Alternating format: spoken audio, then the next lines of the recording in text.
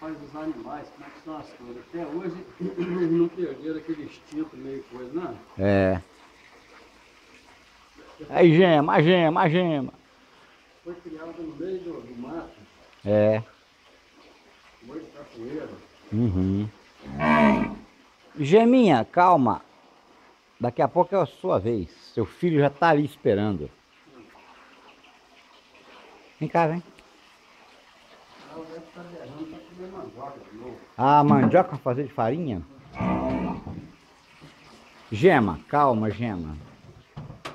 Seu filho já vem. Essa aqui era espantada, mas hoje ela ficou muito boa. Uhum.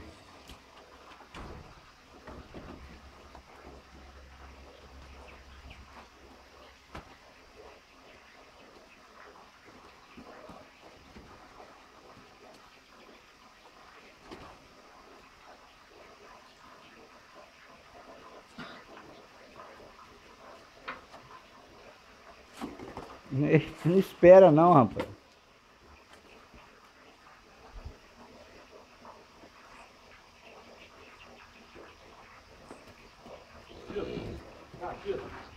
Aí tirar da chita?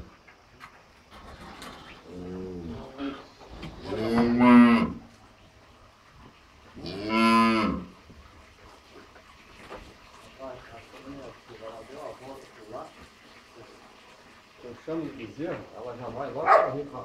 Olha, É. para, Mel.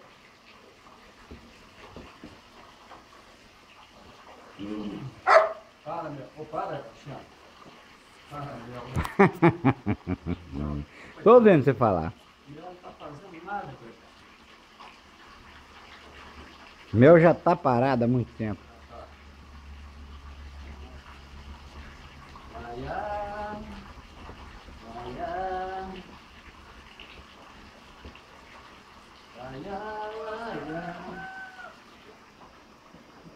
É, Galo, canta mesmo. Canta mesmo porque um bichinho te espera.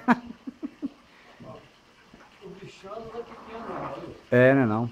Eu sei. Engraçado como é que eles selecionam o danto é mais fácil de frio, viu? Será? Uhum.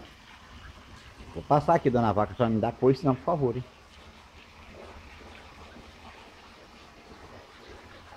Vai tomar que não vai fazer nada com você. Se ele quiser, eu bato mesmo, tá bom? O zoião dela.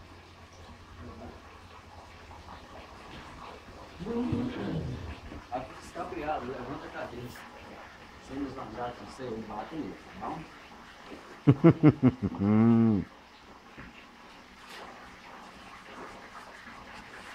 Pode entender, rapaz.